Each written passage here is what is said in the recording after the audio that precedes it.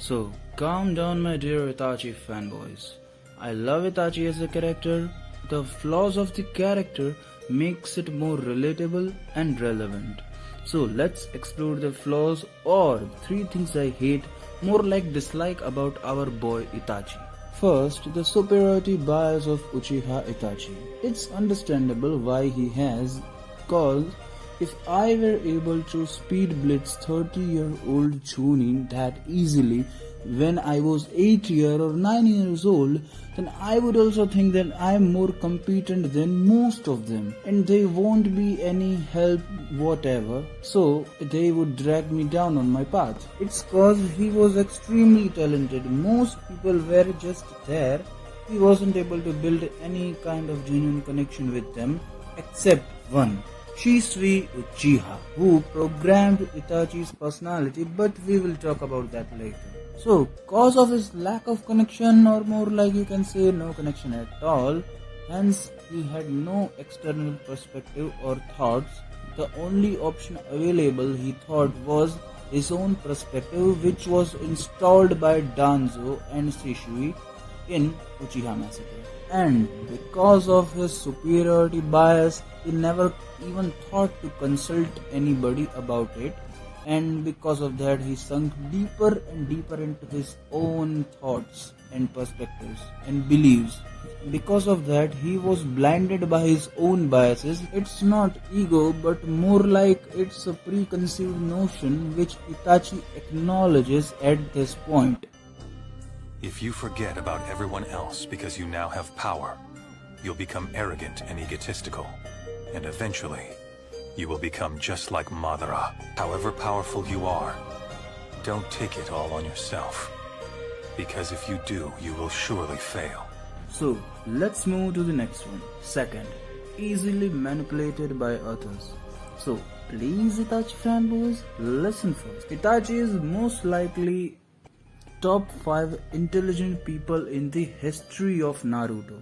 I know, but still, he was a child, and people like Danzo and Shisui, I know it doesn't sound well, but bear with me on this one. So, as we have said, he didn't have that much connection to begin with. And then guess what happens?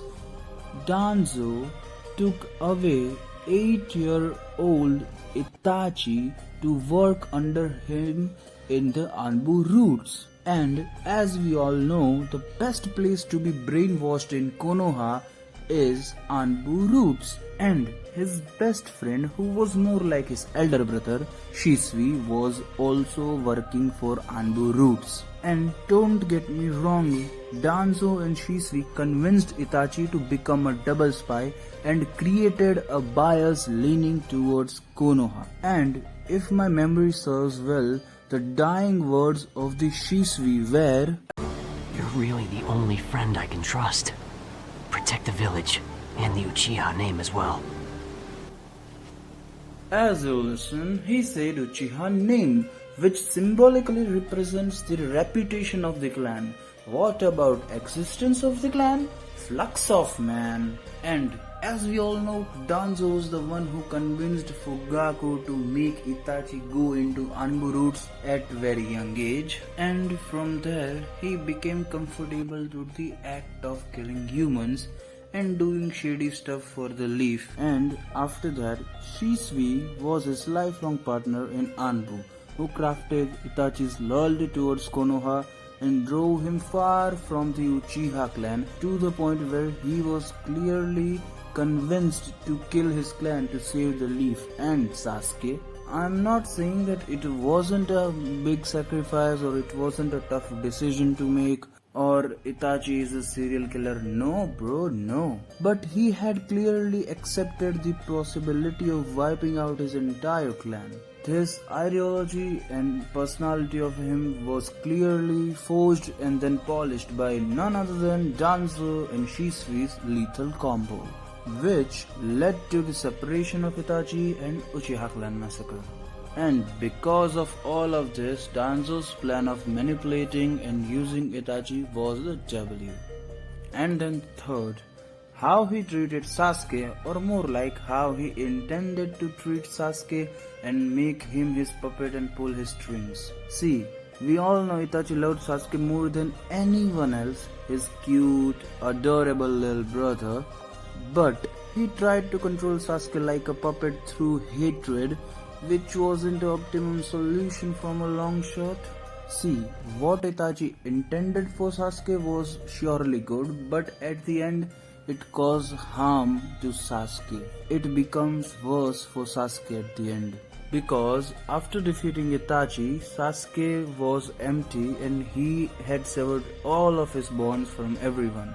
So he evolved from a lonely, weak kiddo to a powerful, lonely teenager who doesn't have any kind of social skills and nowhere to go.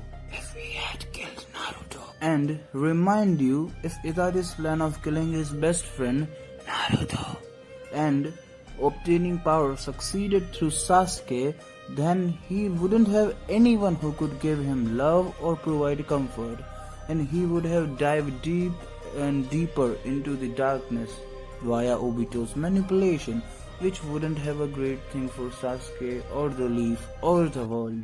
Even if everything turns out to be just as planned, Sasuke would have a very difficult life cause he was just driven by hatred.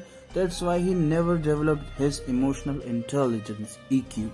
You can observe that in series 2.